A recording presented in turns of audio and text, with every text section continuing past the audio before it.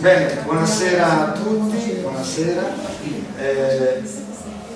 Abbiamo avuto, almeno io, molti problemi di parcheggio, comunque siamo riusciti a trovarlo. Poi sono tornato indietro a prendere l'ombrello perché sta per arrivare il diluvio universale. Va bene, quindi ci scusiamo, ma siamo con i 5 minuti canonici. Siamo qui per, credo che sia la quarto anno consecutivo che siamo 2019 addirittura dal 2019, ecco, siamo dal 2019 ospiti della settimana della cultura friulana. Questo ci fa molto piacere, come Comitato Internazionale di Giulietta Romeo in Friuli. Lo dico in italiano perché quel brand che abbiamo registrato in inglese serve soprattutto per l'estero. Finché siamo in Italia e in Friuli mi piace parlare in italiano. È un comitato internazionale al quale stanno anche aderendo in questi giorni persone importanti. Ci siamo mossi sempre con molta discrezione, cercando di valorizzare non ciò che è leggenda, ciò che è campato in aria, ma soltanto ed esclusivamente su fonti alla mano, su coloro che sono i protagonisti di Luigi da Porto. Luigi da Porto, questo scrittore, questo capitano della Repubblica di Venezia, che innamoratosi di una nobildonna friulana, appunto Lucina Savognana del Monte, dedicò poi questa sua novella. Noi abbiamo qui tra l'altro un riadattamento che può essere preso solo €1, un riadattamento, storia di Giulietta Romeo per la loro pietosa morte avvenuta già in Verona nel tempo del signor Bartolomeo dalla Scala, scritta da Luigi da Porto. È un libro adattamento che è stato fatto e che noi, proprio per divulgarlo in modo molto semplice e immediata, diamo disponibile a soltanto €1. Saluto i consorzi che sono qui con noi, l'artista che tra pochi giorni riceverà un premio nazionale a Roma, Alessandra Candriella. Io ti ringrazio per essere sempre molto impegnata nei tuoi tanti impegni. Un saluto a chi qua non può essere qui con noi, il nostro vicepresidente e anima da cui abbiamo tratto la nostra associazione, il dottor Albino Comelli, che ci segue sempre da vicino. È stato lui a portare gli studi dell'illustre professore inglese Cecil Clough, riprendendo i suoi studi e ampliandoli insieme alla dottoressa Tesei. Anzi, proprio in queste ore sta uscendo, credo, l'8ª edizione, rivista in alcuni punti del dottor Albino Comelli, che aveva scritto questo libro sulla vera storia di Giulietta Romeo in Friuli, insieme alla dottoressa Tesei, e in questi giorni, in queste ore, sta uscendo a cura della nostra consorcia Michela Bonan, che tra l'altro in queste ore è stata colpita da un lutto e non può essere familiare, non può essere qui con noi. Insomma, siamo in giorni molto incandescenti, ma siamo qui grazie al dottor Gregorio Grasselli, che appunto da 4 edizioni consecutive siamo ospiti qui. Parliamo solo di notizie storiche tramite fonti bibliografiche, fonti archivistiche accertate di prima mano.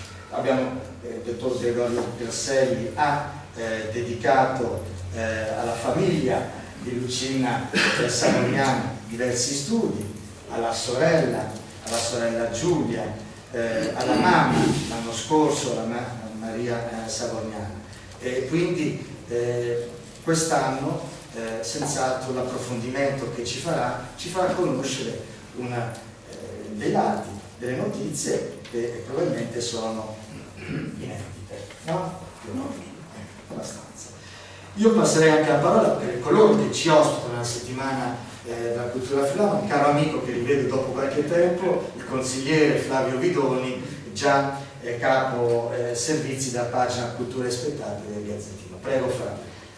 Qualche tempo fa. Buonasera a tutti, buonasera, benvenuti da parte della Società Filologica Friulana. Un caro saluto all'amico Falcone e all'amico Grasselli e al committee, non vorrei dire in inglese, non lo dico neanch'io, ecco, di Giulietta Romeo. E questa manifestazione, come altre 200 più o meno, fanno parte della settimana di cultura friulana del Friulano, settimana della cultura friulana, una settimana piuttosto lunga, cominciata l'8 maggio, che si concluderà domenica questa 18, che è una settimana di 10 giorni, durante la quale la Società Filologica porta in evidenza una serie di eventi, questi 100 e passa eventi, proposti da una settantina di amministrazioni comunali, da diverse decine di associazioni di vario genere, dalle Proloco, piedi, parrocchie. Sono manifestazioni di varia natura, incontri culturali come questo, incontri sull'ambiente, convegni, concerti, rappresentazioni teatrali. Tutto questo perché? Per valorizzare la cultura friulana, per valorizzare le tradizioni, l'ambiente e tutto quello che la cultura può portare in evidenza nella lingua friulana e non solo. Quindi diciamo che sono il numero che vi ho già detto sia degli eventi sia delle collaborazioni. E il Ministero della Cultura ha riconosce quindi il patrocinio a questa manifestazione, così come la Regione Friuli-Venezia Giulia, la Fondazione Friuli e l'Ente Friuli del Monte. Buon proseguimento e buona serata a tutti quanti. Grazie a Flavio Vidoni. Tra l'altro porto anche i saluti del vicepresidente della Regione e assessore regionale alla cultura e allo sport, l'avvocato Mario Anzil, che non può essere qui con noi in quanto impegnato altrove in altre iniziative, però è sempre vicino e ci è sempre stato vicino anche quando era sindaco appunto di Livignano Teò. Saluto anche il consorzio Franco Braga, col quale l'anno scorso, proprio poco più di un anno fa, a Parigi abbiamo portato una bella mostra sui veri personaggi, sulla storia di Luigi da Porto, di Lucina Savognan, ripercorrendo con dei bei pannelli curati da te che abbiamo portato alla città universitaria di Parigi e che poi la primavera scorsa abbiamo poi riportato per la prima volta a Santa Maria del Guagno.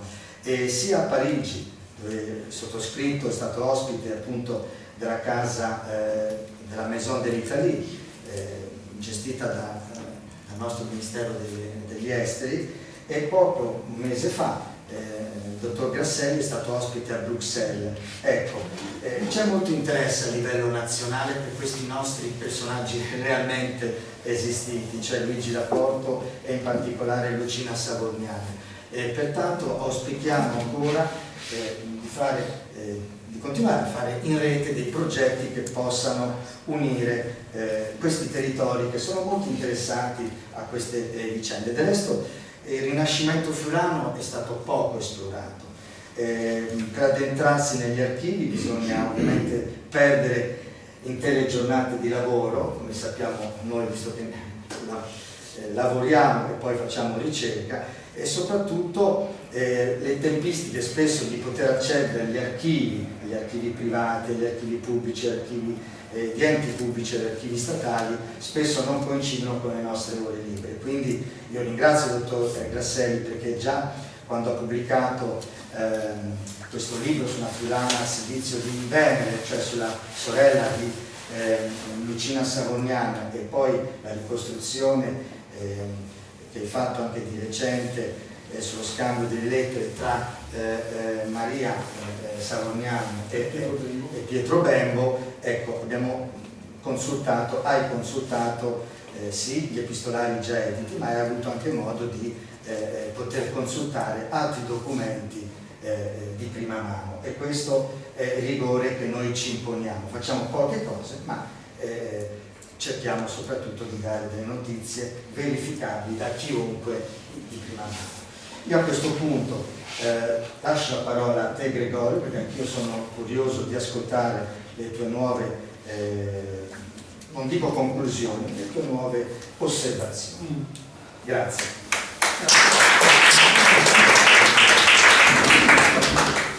Allora, prima di addentrarsi nella vita di Lucina Savognan, ripassiamo perché ci interessa proprio questa nobile friulana. alcuni di voi avranno magari già letto qua dietro, no?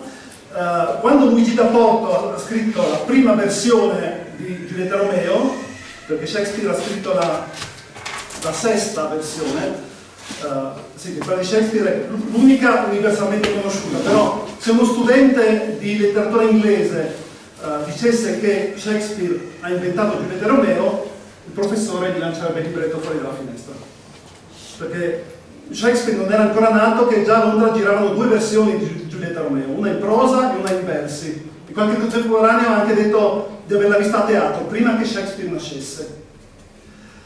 E quando Luigi da Porto ha inventato Giulietta Romeo per primo, ha scritto questa novella e l'ha dedicata a una ragazza friulana, Lucina Savorgnan, proprio alla bellissima e leggiadra Madonna Lucina Savorgnan.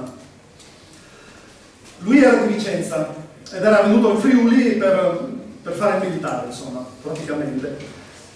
Sua mamma era una Savorgnan, di Luigi da Porto, e i Savorgnan erano suoi lontani, erano suoi parenti. Sembra la mia suoneria, ma io ho messo il silenzio. I Savorgnan erano parenti di Luigi da Porto e Lucina era una sua lontana cugina. E quindi per secoli gli studiosi hanno pensato, beh sì, l'ha dedicato a lei come cugina in amicizia, però gli stessi studiosi dicevano, sì, ma Luigi da Porto deve essersi innamorato di qualcuno qua in Friuli, si vede, si percepisce. E finché 40 anni fa, negli anni 80, il professor Cecil Taff, un professore specializzato in Luigi da Porto, ha detto che considerando tutti gli indizi, gli innamorati dovevano essere Luigi e Lucina.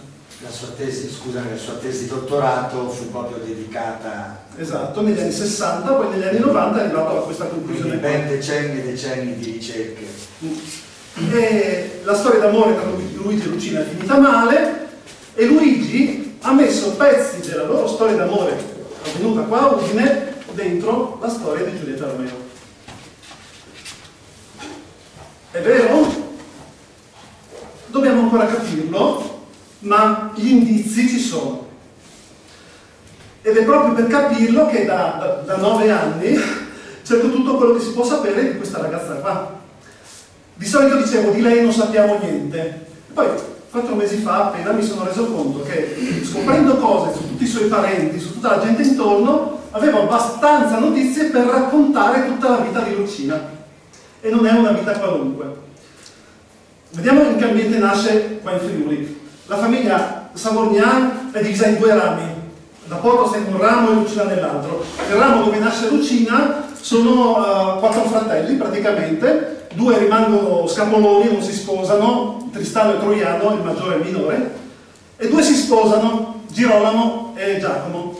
Girolamo sposa un udinese e Giacomo invece va più lontano, va a sposare una di Crema, Maria Griffoni, un bel tipino. Il padre di Maria era nato mugnaio, è diventato condottiero e ha fatto così tanti soldi che si è fatto il palazzo a Crema. La mamma di Maria, quando è morto il marito, ha preso in gestione la compagnia militare del marito e Maria ha ereditato il loro carattere forte. Buon per lei, perché i Savorgnan invece qua gli girava male. Tristano, il maggiore, faceva affari sconsiderati o super sfortunati, insomma perdeva migliaia di ducati che non erano solo suoi, perché i 4 fratelli avevano i beni in comune, quindi lui stava perdendo migliaia di ducati di tutti quanti. E quando Maria arriva qua, loro ogni qualche mese stanno andando dal notaio, quindi abbiamo tutte le carte, in cui si dividono la loro eredità. Oggi ci dividiamo Cusignacco, tac, in 4, via. Oggi Aris, tac, in 4, via. Ognuno per sé, ognuno vuole difendere la sua parte di eredità dalle operazioni di Tristano. E però poi Tristano li convince di nuovo a investire, c'è un grosso affare e perdono ancora, va sempre peggio. Intanto nascono i primi figli di Giacomo e di Maria, Giulia subito dopo il matrimonio, 87, poi Lucina, poi nasce Giovanni Battista, 95.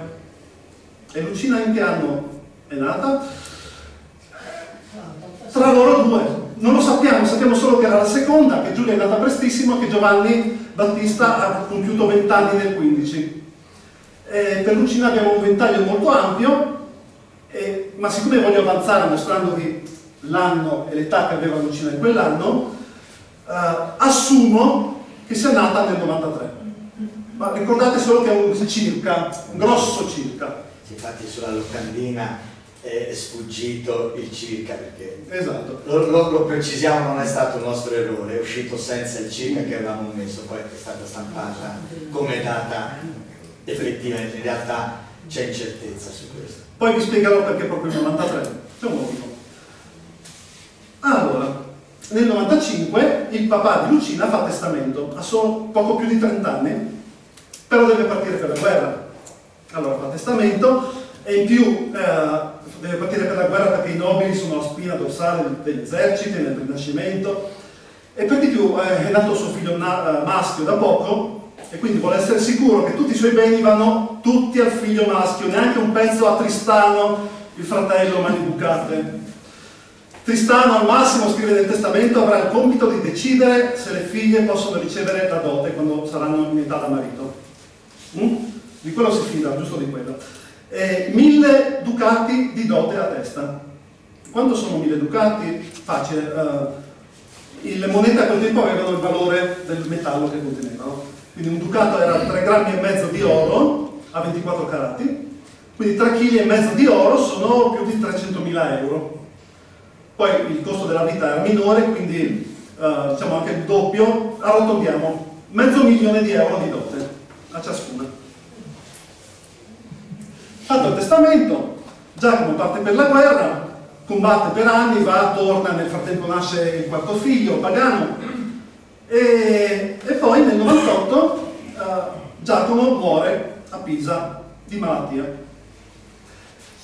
Lucina rimane orfana di padre e Maria è fregata, perché lei è una donna molto intelligente, ma come gestire i beni del marito non ne sa niente. Cioè, sì, sono nobili, milioni di euro, eccetera, eccetera, però non è che gli entrano automaticamente in tasca, bisogna gestire i beni, le proprietà, incassare, pagare, e Maria non sa niente. Gli altri fratelli, ognuno per sé, vi ricordate? E quindi Maria le prova tutte, va perfino dal doge a Venezia, con tutti i figli vestiti a lutto, si prostrano davanti al doge per chiedere un finanziamento, visto che lui è morto in guerra per Venezia. E il cronista del doge perfino annota, è molto colpito dalla bellezza dei figli di Maria. Dice, scrive proprio bellissime creature. Però Maria, niente, si strappa i capelli, commuove tutti ma non cava un ragno da buco. E così passa un anno di stress, Maria non sa cosa fare, finché nel 500, Girolamo decide di aiutarla a gestire i beni. E Maria si prende una vacanza a Venezia. E lì, in una casa di Tristano. E lì nasce un altro libro fondamentale, cioè altro che Giulietta e Romeo. Lì a Venezia Maria ha una storia d'amore con Pietro Bembo. Non so se avete presente Pietro Bembo, è il padre della grammatica italiana. Praticamente Bembo era di quelli che dicevano che l'italiano deve essere bello. No, siamo nel Rinascimento, sono belli i quadri, sono belle le statue, belle le chiese, deve essere bella anche la lingua. E il volgare più bello era quello di Boccaccio e Petrarca, bellissimi, di 2 secoli prima. È un piccolo problema, è una lingua di 2 secoli prima, come si fa a scrivere in una lingua di 2 secoli prima? E così Bembo, in 25 anni di lavoro, ha fatto una grammatica basata su Boccaccio e Petrarca. È uscita nel 1525, esattamente il 500° quest'anno. E questa grammatica ebbe un successo così grande che il volgare di Boccaccio e Petrarca diventa il volgare di tutti e diventa l'italiano. Non dicono all'estero che l'italiano è una lingua bella, perché è stata definita secondo criteri estetici, grazie a Bembo. Ma è Maria che gli ha dato l'incipit, perché in quest'anno qui nel 500 gli ha scritto a Bembo: senti, ma perché nelle mie lettere ogni tanto non mi correggi quello che scrivo? E lui: no, io le tue lettere le bacio, non ci scarabocchio sopra, però dai, comincio a buttarti giù delle regole. E da questa scintilla 25 anni dopo è arrivata la grammatica. Ditelo ai bambini che la grammatica italiana è nata da una storia d'amore. E qui ci sono le lettere che Maria ha scritto a Bembo, è una storia straordinaria. Purtroppo è una storia d'amore che dura pochi mesi, per colpa dei soldi, per colpa di Tristano, dei creditori di Tristano. Cioè, per darvi un'idea, i Savognani avevano già pagato di debiti 18.000 ducati, 9 milioni di euro, e altri dovevano ancora pagarne. E quindi Maria ha dovuto lasciare Venezia, allontanarsi dai creditori, e è andata a cercare fortuna a Ferrara. Avevo detto che aveva carattere. E l'amore è sfumato. Nel 2, a gennaio, si sposa Giulia. A occhio e croce ha 14 anni. Sposa un giovane strasoldo, e ve l'ho detto che i figli di Maria erano bellissimi. Lei è così bella, ma così bella, che l'anno dopo vanno a Padova, va a Padova col marito, e tutti, così raccontano, tutti gli studenti dell'Università di Padova si innamorano di Giulia. E Giulia lascia negli anni una traccia profondissima, e anche su di lei scriveranno, ecco appunto, un poema intero con Venere che, invidiosa di Minerva, manda Giulia a Padova per far dimenticare agli studenti di studiare. E poi altre poesie d'amore disperate, di poeti disperati con lei che è già sposata, una donna già sposata. Però, indovinate, la dote di Giulia riescono a pagarla tutta? No. Nel 5 muore Tristano e lascia in eredità una parte delle sue terre ai figli di Maria. E Maria non ne può più, ancora terre da gestire. E in più ancora questa dote da pagare. Ha un colpo di genio, dà le terre di Tristano al genero che le tenga per qualche anno finché la dote è saldata. Chiusa la questione. E questa era l'infanzia di Lucina. Vedete testimonianze dirette su di lei? Nessuna, però di riflesso abbiamo visto che è nata orfana di padre, ha vissuto gli stress della famiglia per le difficoltà economiche, lo stress di sua madre, e poi la storia d'amore di sua madre e il matrimonio della sorella maggiore. Arriva l'adolescenza e arriva anche la guerra in Friuli. È Venezia contro l'impero tedesco, l'invasore. Girolamo, l'ultimo dei fratelli rimasto vivo, quello che stava aiutando Maria a gestire le proprietà, viene fatto prigioniero e deve pagare un forte riscatto. E da quel momento non aiuta più Maria. Poi viene attaccata a Udine, viene attaccata a Cividale, la guerra impoverisce tutti. I contadini cominciano a rivoltarsi, sono affamati e si rivoltano contro i nobili che li sfruttano. Le tensioni si inaspriscono, ci sono già 2 fazioni rivali in Friuli e cominciano a scoppiare sempre più risse in strada, in chiesa perfino. Arriva Luigi da Porto, da Vicenza, lo mettono a distanza a Cividale, purtroppo c'è un tavolino sopra l'anno, 1510, e poi da Porto lo sposteranno anche a Gradisca, 1511. 18 anni, forse mi sta venendo qualche dubbio sull'età, se l'abbiamo calcolata bene, perché come 18 anni non sei ancora sposata, Lucina? Tranquilli, cioè, anche se rifacessimo i conti, se proprio pensassimo che Lucina sia nata subito prima del concepimento di Giovanni Battista, avrebbe 16 anni. E si sposerà ancora tra 5 anni a 21 anni, minimo. Quindi non è una regola, una figlia di Girolamo si sposerà a 28 anni. Non c'è una regola. Tante si sposano giovanissime, ma ci si sposa quando si riesce.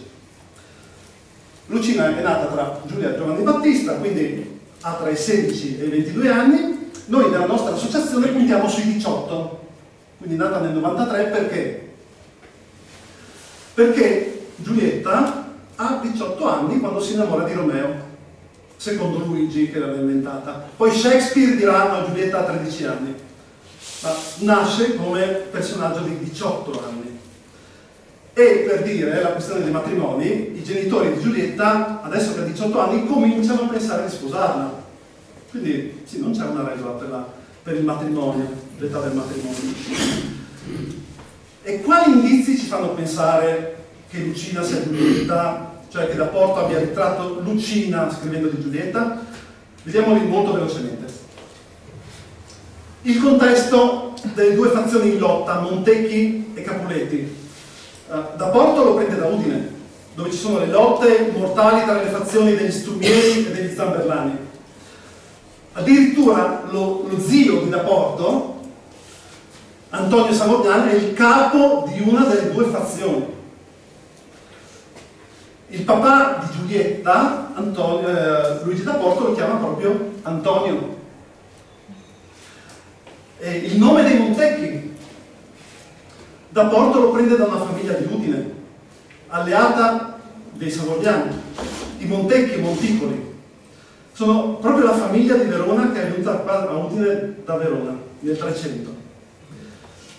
La sorella maggiore di Lucina si chiamava Giulia, e forse vi è già venuto in mente, motivo per credere che Lucina fosse chiamata Giulietta. Non sarebbe strano, visto che Maria la chiamavano Agnesina, sua madre.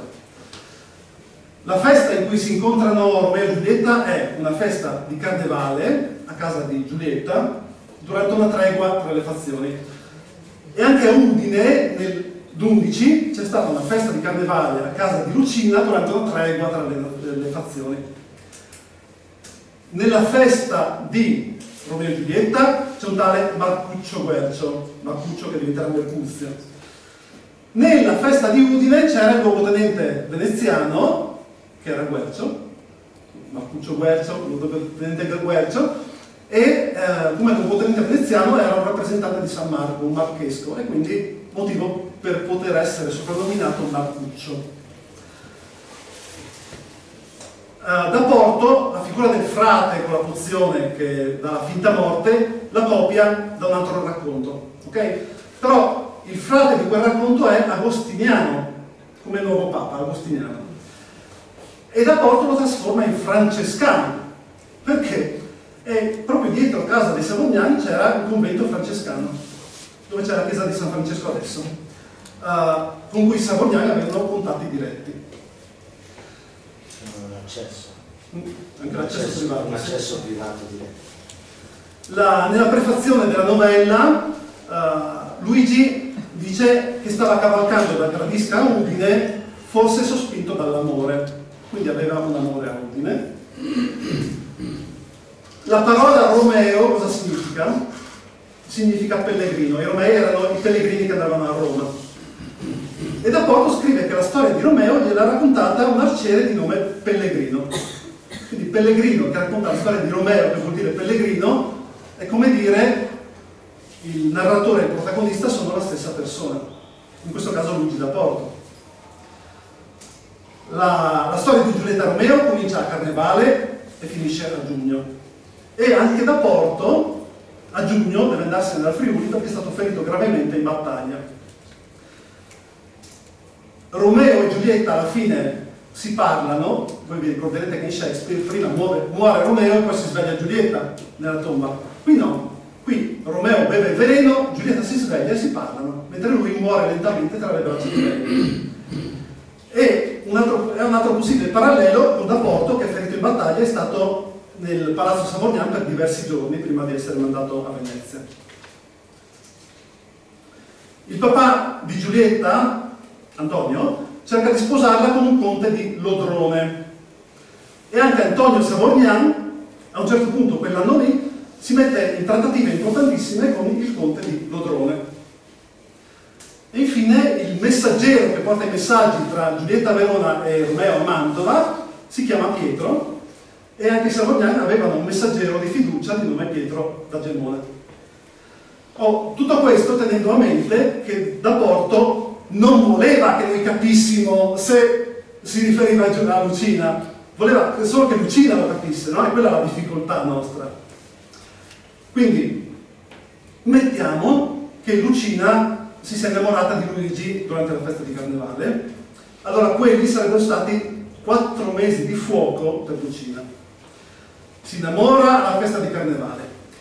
Il giorno dopo scoppia qui a Udine la famosa Zobbia Grassa, il massacro tra le due fazioni in cui i Savognan hanno la meglio. Solo che poi Venezia indaga i Savognan per tutti i morti che ci sono stati, e Da Porto è accusato di complicità, il parente nipote di Antonio Savognan, E quindi per Porto venire a Udine da Gradisca è un rischio, perché se lo trovano per strada quelli della fazione nemica lo ammazzano. E anche entrare in casa dell'altro ramo savognano, dove c'è Lucina, c'è Girolamo che è furioso per la Zobbia Grassa. Poi un mese dopo la Zobbia Grassa arriva il terremoto, uno dei terremoti più violenti del Friuli, il 26 marzo 1511.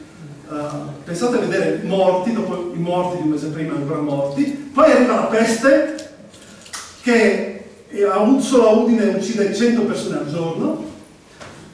E c'è chi dice che il Friuli è maledetto per via di tutte le bestemmie che dicono. Veramente. Sì, inciso, no? Per contestualizzare, perché Girolamo ce l'ha a morte con Antonio? Perché Girolamo, il condottiero, uno dei condottieri, patrioti, eroi della Repubblica di Venezia, è lo stesso che, chiamando le Cernidi Carniche, andrà sempre nel 1511 a fermare Massimiliano I d'Asburgo anche nell'11 a Bottestagno, conosciuto Bottesteinwich, sopra Cortina d'Ampezzo. E quindi voi capite che Girolamo Savognan, che è considerato insieme alle Cernidi Carniche, queste truppe di volontari al soldo di Girolamo Savognan, non poteva non incavolarsi, praticamente nero. E infatti poi vedremo che Antonio Savognan verrà poi praticamente giustiziato, assassinato a vita, che questo è il contesto geopolitico in cui si svolge tutta questa avventura.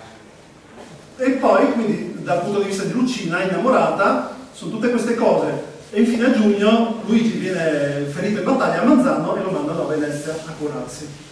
Quindi serve una storia veramente potente, no? Questa tra Luigi e Lucina. E infatti in Piazza Venerio il comune di Udine ha messo dei grandi pannelli che quantomeno indicano il legame tra Udine e Giulietta Romeo.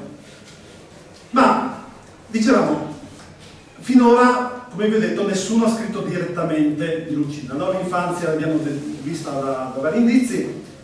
All'improvviso, nel 1511, abbiamo due testimonianze dirette, che sono più frustranti che utili.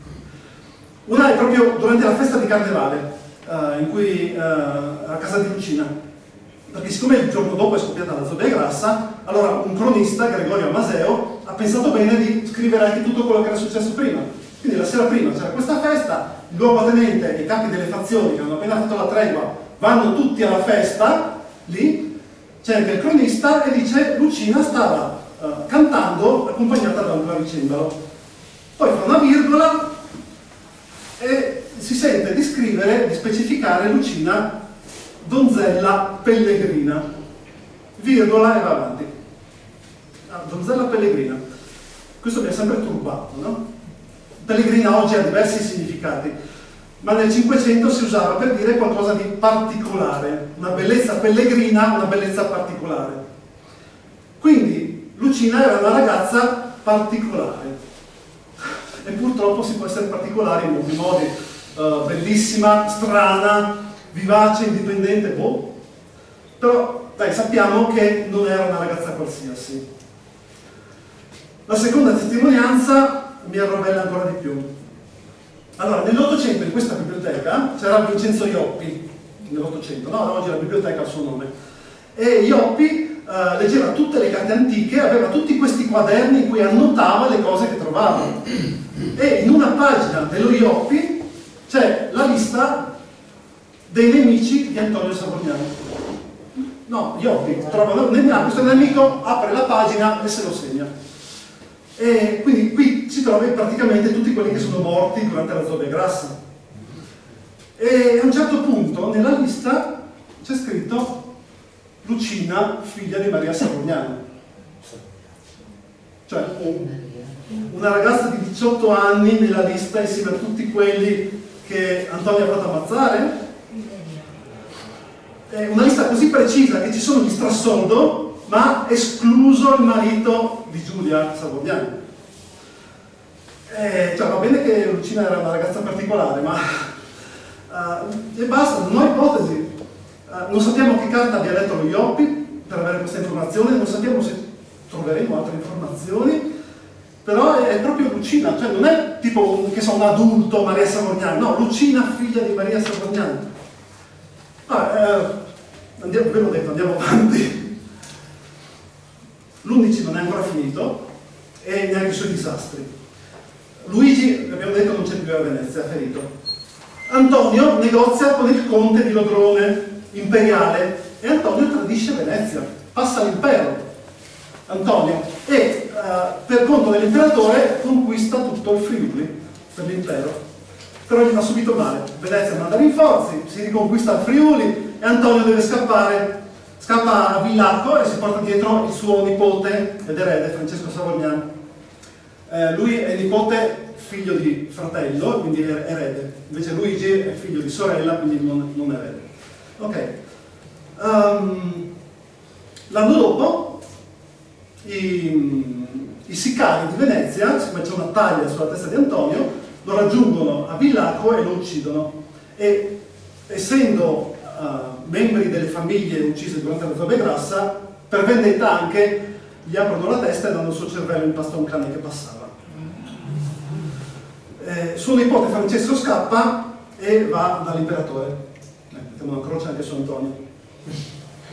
E Lucina, in questo periodo abbiamo una lettera di Pietro Bembo, sempre l'amante di Maria, che scrive a un amico a Venezia: salutami lì Luigi, Lucina e Giulia. Quindi sappiamo che erano a Venezia al sicuro. Passano 2 anni, l'imperatore manda un altro esercito enorme a riprendersi il Friuli, ma Girolamo appunto resiste nella sua rocca di Osoppo, e resiste così a lungo che grazie a lui, 1 mese e mezzo, Venezia può fare i suoi rinforzi e riprendersi il Friuli un'altra volta, e Girolamo diventa un eroe nazionale. C'è una statua di Girolamo a Padova addirittura, e qui cominciamo ad andare verso il matrimonio di Lucina, perché Francesco, che ora è in esilio dall'imperatore, tecnicamente non ha tradito Venezia, era minorenne, ha fatto tutto suo zio Antonio, no? Per cui, visto che Francesco ha ereditato le proprietà di Antonio, legalmente sarebbe meglio che tornasse veneziano. Però Venezia, per fidarsi, dice come condizione Francesco dovrebbe sposare una figlia di Girolamo. E Girolamo dice no.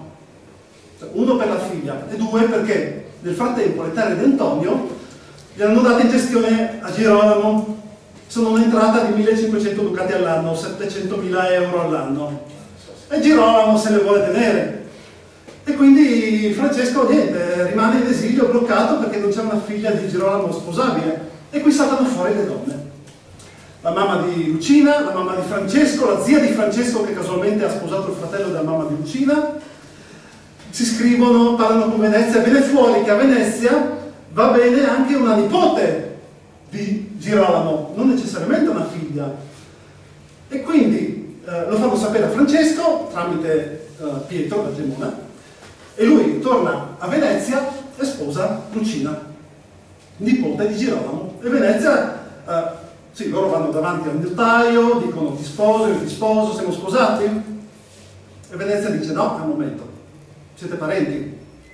Parenti di 4º grado, come si contava allora, quindi il vostro matrimonio è nullo finché non avrete una dispensa papale.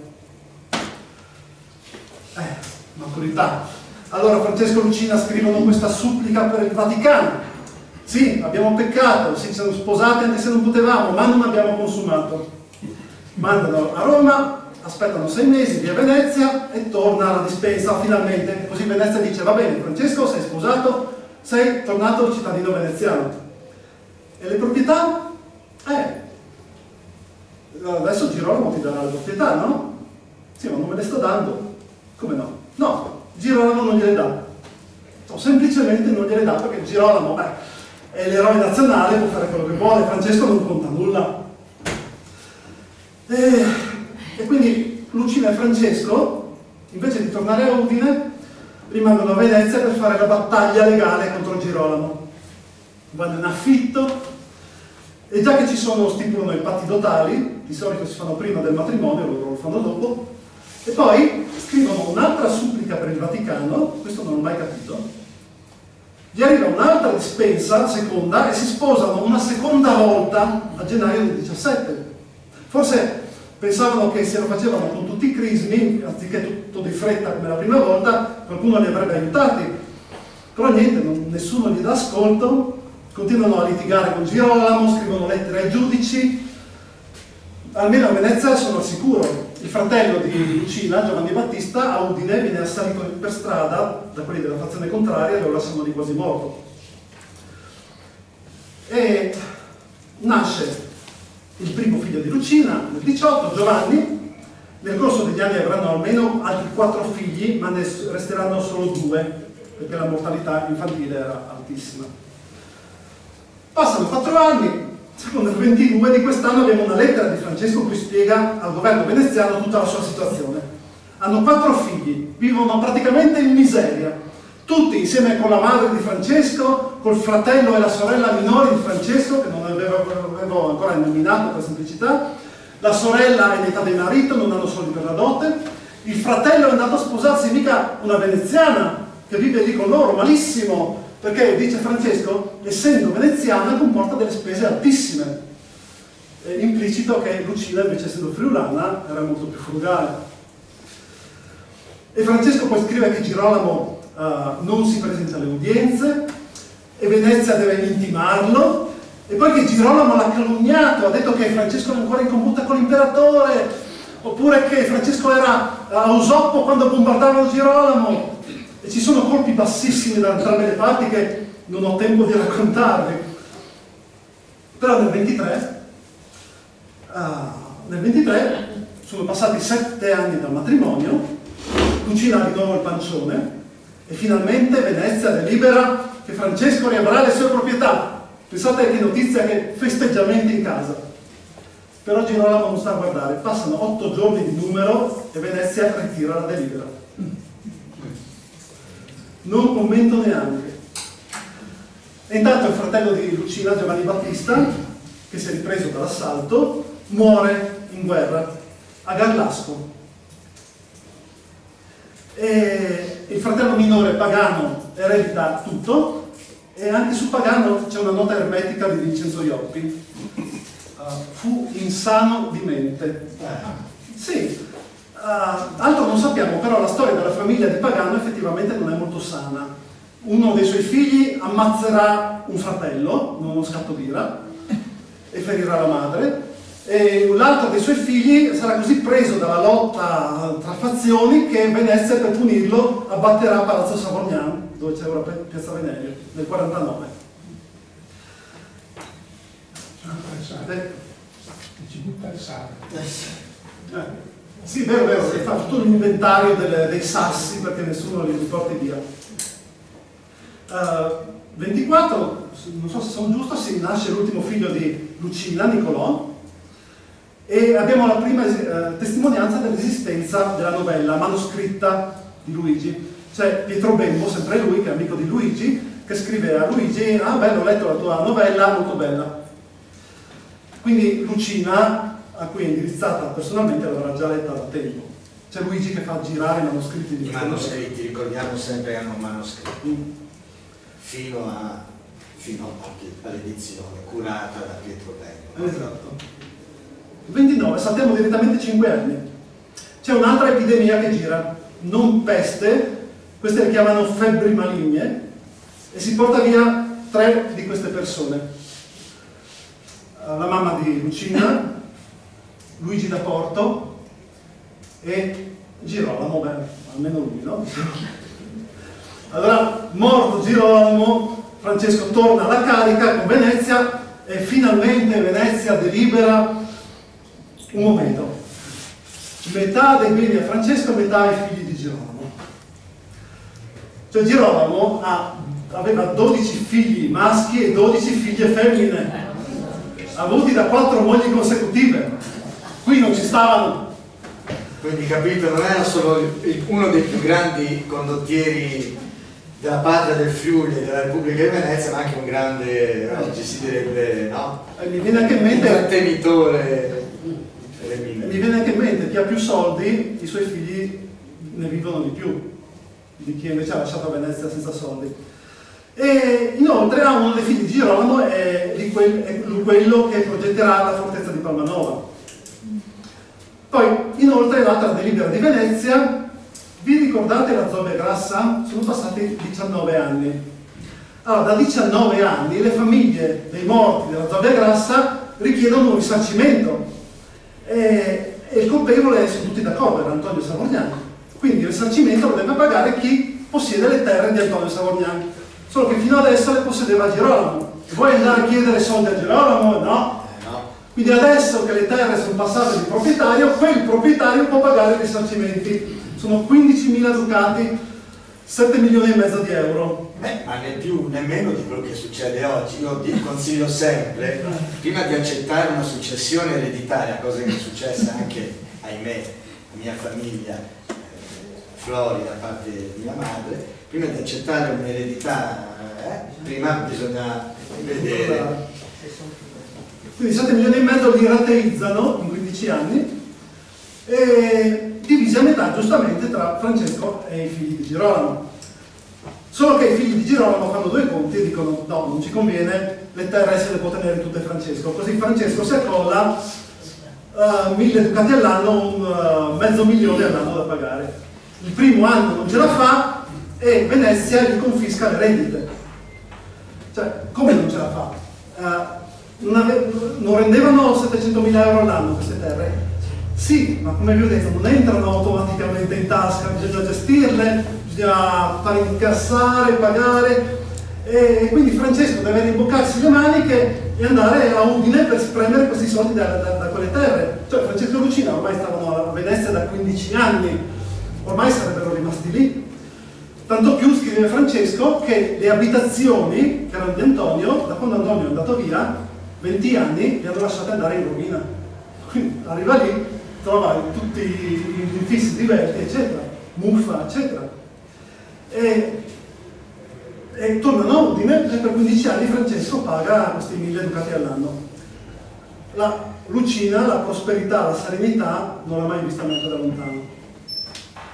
E non solo, alcune delle famiglie da risarcire tengono più alla vendetta che ai soldi. Quelli, per esempio, su Antonio c'era una taglia di 2.000 ducati, 1 milione di euro sulla testa di Antonio, e quelli che hanno ammazzato hanno detto a Venezia: ma non serve che ce li dai tutti, basta che ci paghi le spese che abbiamo sostenuto. Quindi Francesco a Udine deve pagare una scorta armata per difendere la sua famiglia. Il suo figlio, infatti, Giovanni, sarà assalito e ferito alla fronte. Comunque, 31, quest'anno o l'anno prima, è quando la novella di Da Porto viene stampata per la prima volta a Venezia. Probabilmente in quel momento Lucina era ancora a Venezia.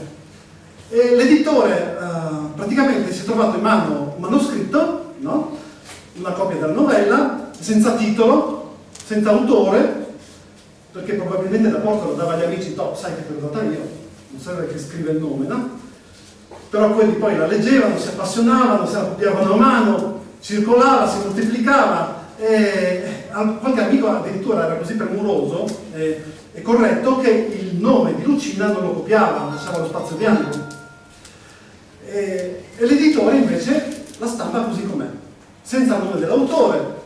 Il titolo non ce l'ha, se lo inventa, storia novelmente ritrovata di due nobili amanti con la loro pietosa morte venuto già in città Verona, è un riassunto praticamente, non è un titolo, e lascia dentro la dedica con cognome e nome di Lucina, cioè con queste allusioni alla bellissima leggiadra Lucina, questa novella la dedico alla vostra bellezza, cioè che una quando è sposata a 40 anni è imbarazzante. E inoltre alla fine della novella c'è una tirata contro le donne moderne che non sono fedeli quanto Giulietta, che potrebbe sembrare che sia rivolta a Lucina, non fedele, e poi la ristampano una seconda volta, uguale, cambiano giusto un po' il titolo.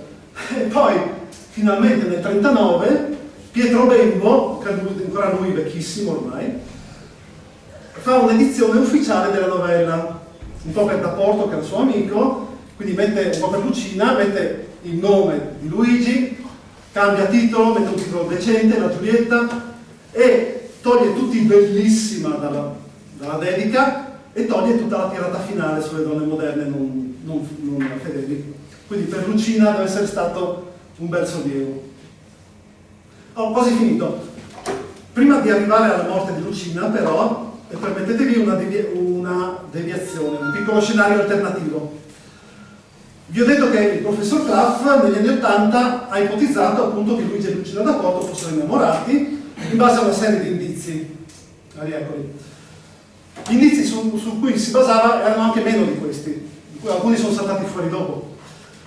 Bene, 20 anni prima di fare questa ipotesi, all'epoca della tesi, il professor Clough invece ipotizzava che gli innamorati fossero Lucina e Francesco, proprio Lucina e Francesco, e che Luigi avesse scritto la novella per incoraggiare Lucina a essere fedele a Francesco, che era in esilio, come Romeo in esilio.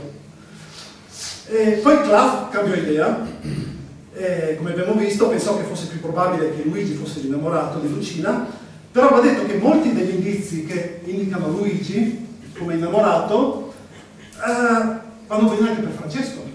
In particolare il fatto che Romeo significa pellegrino. Chi è che ha pellegrinato più di Francesco? Villacco, Bruxelles, Milano, Verona, in giro per l'Europa. E poi Clough molti dettagli su Francesco ancora non li sapeva e non li avrebbe mai saputi. Per esempio, i genitori di Giulietta si chiamano Antonio, ve l'ho detto, Antonio, e Giovanna. E Antonio, zio di Luigi e di Francesco, però Giovanna per Luigi non vuol dire niente. Invece Giovanni era il papà di Francesco. Giovanni, oppure Giovanni Montecchi, che ha accompagnato Francesco in tutto il suo pellegrinare in giro per l'Europa, fino a Verona. Quindi Francesco aveva come figure genitoriali proprio un Antonio e un Giovanni. E quindi, per farla breve, tutto sommato siamo in bilico, in equilibrio. Da una parte l'ipotesi dell'amore finito male tra Lucina e Luigi, dove lei sposa un altro e lui pieno di rancore scrive una novella per dire Giulietta era fedele, Lucina no. E dall'altra l'ipotesi del lieto fine tra Lucina e Francesco, dove lei rimane fedele all'amato in esilio e Luigi la incoraggia a restare fedele come Giulietta finché lei sposa proprio il ragazzo che amava. Quale delle due ipotesi possa essere quella giusta? La vedremo. Ciò che è certo è che è una storia tutta friulana. In ogni caso, Lucina muore il 16 gennaio del 43. Non sappiamo di cosa. Al saldo dei debiti mancavano ancora degli anni e Francesco, rimasto solo, scrive nel suo libro di annotazioni: piacque al Signor Dio di chiamare a sé l'anima di Madonna Lucina, mia carissima consorte. Di sicuro erano molto uniti. Chissà quali erano gli ultimi ricordi che sono passati per la mente di Lucina. Grazie.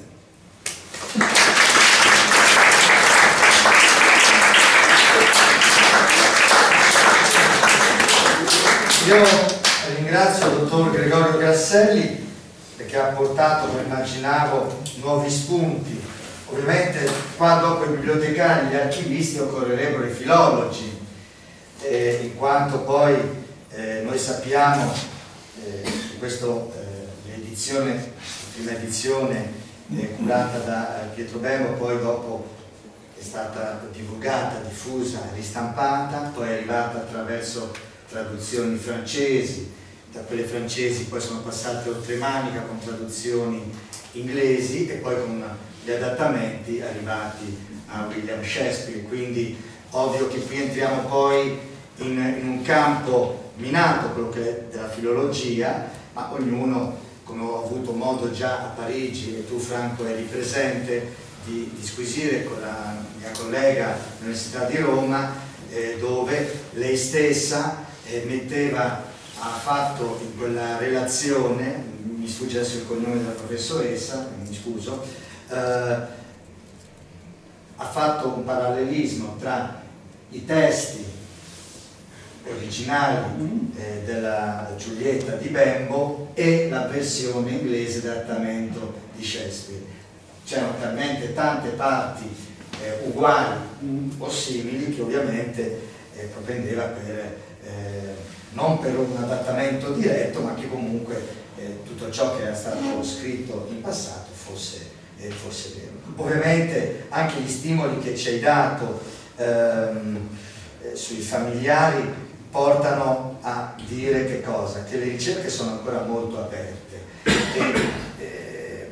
Facevo una riflessione mentre ti ascoltavo con attenzione. Sì, effettivamente il patrimonio di queste famiglie, come di tutte le famiglie nobili, era molto complicata la gestione, perché dare in sposa, ho fatto bene a dire che non c'era un'età ben precisa di matrimonio delle donne, soprattutto di quelle nobili, perché quando una donna andava in sposa a qualcuno, ovviamente doveva portare una parte dell'asse ereditario dietro, e queste testimonianze, io mi occupo, come sai, di archivi privati dal punto di vista storico, e molti degli archivi nobiliari vengono smembrati proprio anche in quel periodo, perché le donne si portano dietro una parte dei carteggi, delle carte notarili che attestano la proprietà dei loro beni, che loro devono dare in dote, come giustamente hai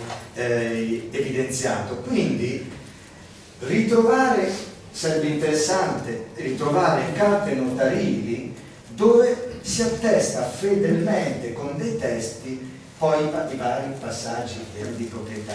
Ecco, noi poi abbiamo, ovviamente non era qui il caso di sottolineare le vicende di Luigi da Porto, che sappiamo è stato poi ferito, è rimasto menomato in una battaglia nei pressi di Manzano, all'incirca su Manzinello, dove già abbiamo fatto diverse conferenze, eccetera.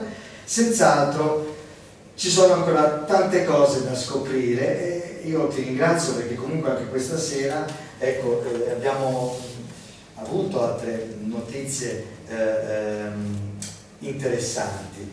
Se qualcuno vuole porre qualche domanda al nostro dottor Grasselli, credo che il tempo ci sia. Prego, signore. Aris era una delle proprietà di... Esatto. Ma corrisponde alla notizia, cioè ci sono dei dati esperti? Allora, che uno abbia scritto Lucina era Aris, no, non l'abbiamo trovato ancora. Però sappiamo per esempio che Aris e Eusoppo erano in comproprietà tra Girolamo e Maria, e nel 15, quando è diventato maggiorenne il primo figlio di Maria, hanno fatto la divisione. Girolamo tutto Eusoppo, a questi qua di Maria tutto Aris. Quindi qualcuno ha detto quindi che a Maria piaceva stare ad Aris. Abbiamo questo passaggio di proprietà, no? Quando le notizie che danno gli atti notarili sono molto scarne, bisogna un po' immaginarsi le cose anche. No, in tutte le cose bisogna fare delle ipotesi, e anche laddove vedete cosa è successo, scusate, ma a me piace sempre riportare all'attualità le cose. Riguardate il delitto di Gallasco, proprio citata la località di questi giorni. A distanza di 17 anni stiamo scoprendo l'inimmaginabile. Attraverso cosa? Fonti iniziarie che possono essere poi fonti probanti. E quindi io non a caso ho riferito alle fonti notarili, perché laddove scarseggiano i carteggi, gli epistolari, eccetera, l'unica soluzione possono essere o documenti di archivi parrocchiali, diocesani o archivi notarili. Ovvio che nel passare dei secoli molte di queste carte sono andate distrutte. La dispensa dovrebbe essere l'archivio arcivescovile di Udine. Manca proprio il volume di quegli anni lì. Guarda, poi c'è da dire che ci sono problemi soprattutto per queste terre di confine, ne abbiamo parlato spesso. Il Friuli, terra affascinante, con il suolo di culture, ma allo stesso tempo è stato devastato da secoli, da invasioni, guerre, terremoti, e quindi anche i patrimoni archivistici attualmente esistenti sono tanti, ma tanto materiale è andato distrutto. Ecco, proprio tu prima citavi lo Ioppoli, feci fare qualche anno fa una tesi di laurea specialistica proprio sull'archivio storico della biblioteca Ioppoli, ci abbiamo impiegato 2 anni a fare quella tesi di laurea specialistica, perché la pur essendoci la brava dottoressa Francesca Tamburlini eccetera, le carte che a sua volta dopo lo IOPI implementate dai successivi direttori, dai successivi carteggi eccetera, avevano lasciato su un archivio talmente imponente che per fare una laurea, seppur fatta bene, ci è voluto veramente quasi 2 anni. Ecco, poi questo ragazzo ovviamente l'ho fatto lavorare, per farle recuperare un po' di tempo e qualche soldino, no? Ecco, però ancora oggi andrebbe rivisto, perché poi i lavori di inventariazione, di ordinamento e inventariazione magari potranno uscire fuori dei documenti che oggi noi non abbiamo, e che magari anche il bravissimo laureato ha inventariato, ma con un fascicolo dove non ha potuto descrivere per singola carta, ma per singolo fascicolo. Il famoso Bari.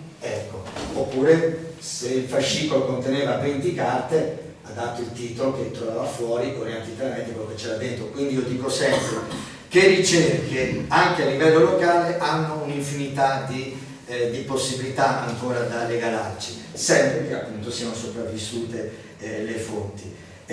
Poi che Shakespeare abbia adattato la maggior parte delle sue opere da altri, questo è risaputo anche dalla critica, vedo anche la scrittrice Antonella Fauno che è presente con noi, che di recente anche te hai trattato Shakespeare, ecco, quindi non ci meraviglia. Ma del resto in passato era normale, tu hai fatto un passaggio importante quando dicevi spesso si scrivevano dei racconti, delle novelle, ma le novelle era piuttosto normale, che ce ne sono centinaia dalla Sicilia alla mia Puglia, al mio Abruzzo fino al Friuli, sono decine di scrittori che lasciano tracce di novelle autobiografiche, e quindi le si faceva per gli amici, poi dopo è ovvio, a un certo punto quando qualcuno come Pietro Bembo ne scopre la validità e l'importanza, ecco che finalmente ha la dignità, come si suol dire oggi, di pubblicazione, e la Giulietta curata dal Bembo poi assume nel giro di pochi anni, alla fine di pochi decenni, cos'è? 20 anni? Sì, tra i 20 e 40 anni, un successo incredibile. Ma del resto, se pensiamo anche ad autori nostri, a Ettore Schmitz, in arte italo-svevo, quanti anni passano tra il primo romanzo uscito alla fine 800 e quello del 1923,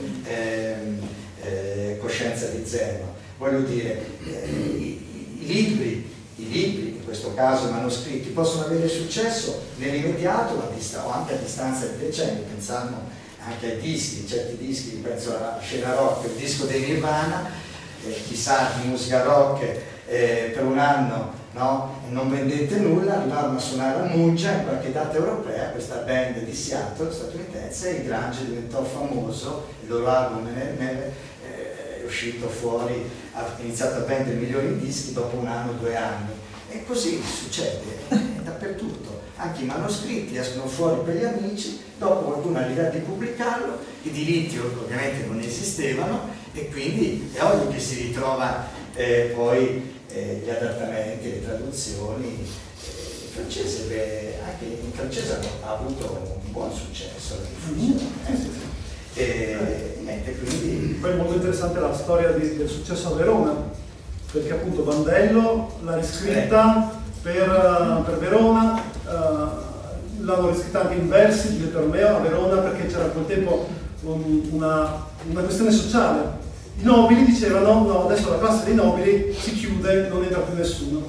E allora c'erano scontri anche lì a Verona negli anni successivi, roba da 60 uomini di scorta per nobile, e scrivettero la storia di Giulietta Romeo, che era giusta per dire a tutti quanti: basta fare la guerra dentro la città, non vedete Giulietta come è morta, poverina. Quindi era per tenere buoni tutti quelli che erano rimasti fuori dalla classe dei nobili. Ecco, già in questo manoscritto, ricordiamolo sempre, non l'abbiamo ancora fatto, è già lì ambientata a Verona, attenzione, c'è già tutto. C'è già tutto lì, oserei dire. Ecco, quindi siamo contenti che Verona mantenga finché ancora nel 500 uno ha scritto un libro di storia di Verona, sì, con dentro la storia di Giulietta Romeo come se fosse vera.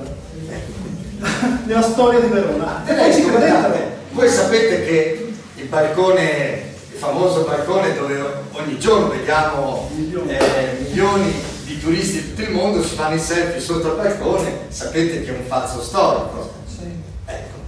Quindi lasciamo che Verona si tenga tranquillamente il suo mito, la sua leggenda, e però se noi possiamo valorizzare, e qui mi rivolgo alla Società Filologica Friulana, personaggi realmente esistiti, e a noi fa piacere divulgare. Certo, Lucina di per sé, lo abbiamo visto, è una possiamo dire anzi che forse rispetto a Giulia è forse ancora meno importante. La vera protagonista di queste storie amorose, in realtà, come hai sottolineato, è questa signora lombarda, la Maria Grifoni, sposata in Savorniano, no? È lei l'amante di Pietro Bembo, ma è lei, come tante donne che restano sole, che portano avanti queste doti, devono sistemare le figlie o i figli, e spesso sono costrette a mandare in convento delle donne intelligenti. E se io già l'anno scorso fui polemico quando dissi si pensano che le donne non erano protagoniste, attenzione,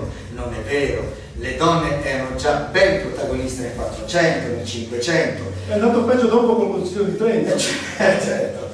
Ecco, bisogna avere la pazienza, ecco, di andare a leggere le carte, le corrispondenti, ciò che è rimasto dell'epoca. Ecco.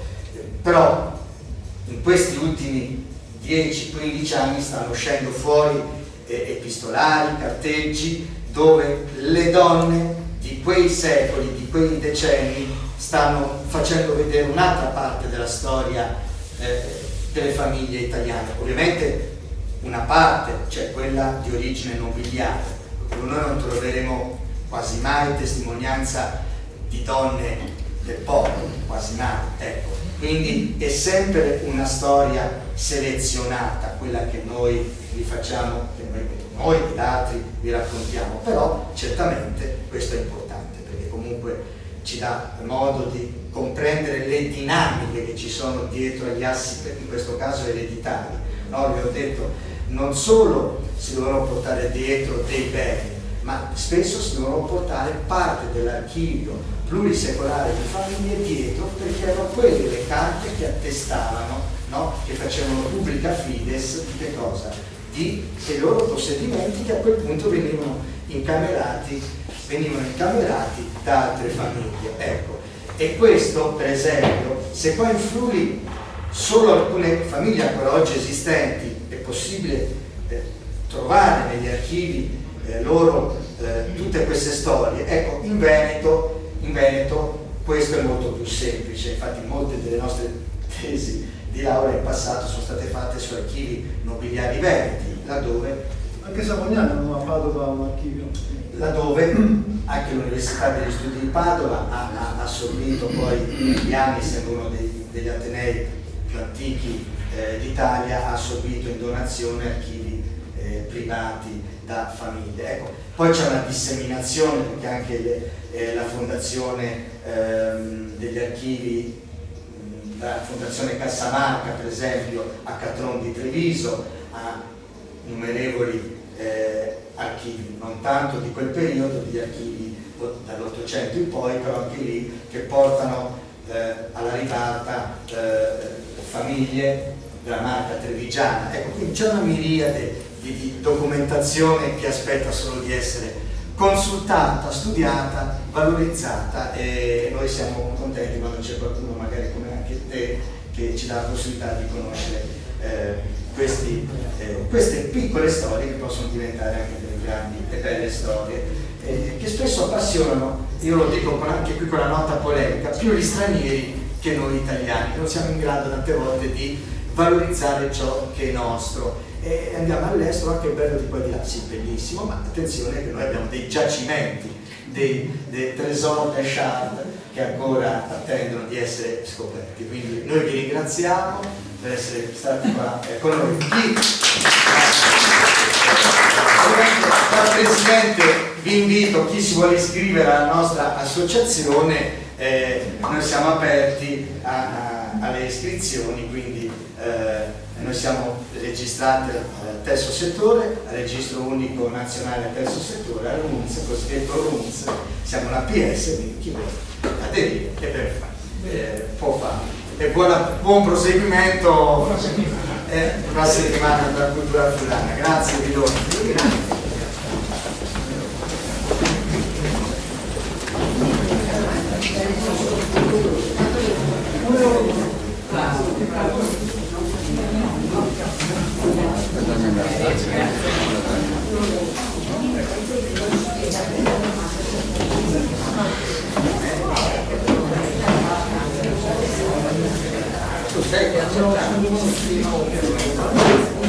Ciao.